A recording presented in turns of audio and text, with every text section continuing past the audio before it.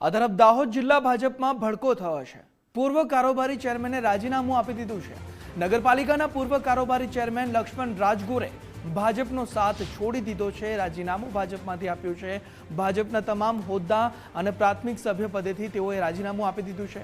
નગરપાલિકાની ચૂંટણીમાં ટિકિટ કપાતા લક્ષ્મણ રાજગોર નારાજ હોવાની ચર્ચા છે। ટિકિટ ન મળતા પૂર્વ ચેરમેને આક્રમક વલણ અપનાવ્યું છે। દિગ્ગજ નેતાએ છેડો ફાડતા સ્થાનિક રાજકારણમાં ગરમાવો જોવા મળી રહ્યો છે। જિલ્લા ભાજપ પ્રમુખને પત્ર લખીને રાજીનામું આપી દીધું છે। દાહોદ નગરપાલિકાની ચૂંટણી માટે આજે ભાજપે મોડા યાદી જાહેર કરી છે। તેમાં જે નો રિપીટ થિયરી અપનાવી છે। જે ઉમેદવારોના નામ જાહેર થતા જે દાહોદ શહેર ભાજપ તેમજ તાલુકા ભાજપમાં અને ખાસ કરીને જે નગરપાલિકાના ભાજપના હોદ્દેદારો છે, કાઉન્સિલરો છે, તેમાં નારાજગી જોવા મળી રહી છે।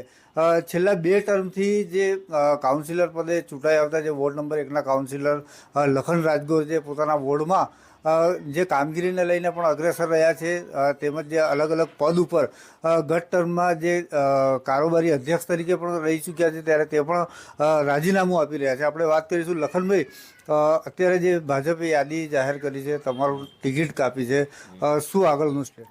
જો આગળનું સ્ટેન્ડ તો અત્યારે હું મારા સમર્થકો અને મારા ગ્રુપના બધા મારા મિત્રો જોડે ચર્ચા કર્યા પછી જ લઈશ, પણ અત્યારે મેં ભાજપના પ્રાથમિક અને સક્રિય સભ્ય પદેથી રાજીનામું આપ્યું છે।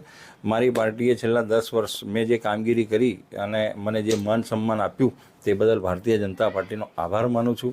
આગળ પોલિટિક્સમાં રહેવું હશે કે મારે શું કરવું એના વિશેની મારા મિત્રો, મારા સમર્થકો જોડે ચર્ચા કર્યા પછી જ કોઈ નિર્ણય લઈશ। જે પાલિકાની ચૂંટણીને લઈને આગામી શું રણનીતિ રહેશે તે અત્યારે નક્કી નથી થયું, પરંતુ હાલ પૂરતું જે ભાજપમાંથી રાજીનામું આપી દેવામાં આવ્યું છે।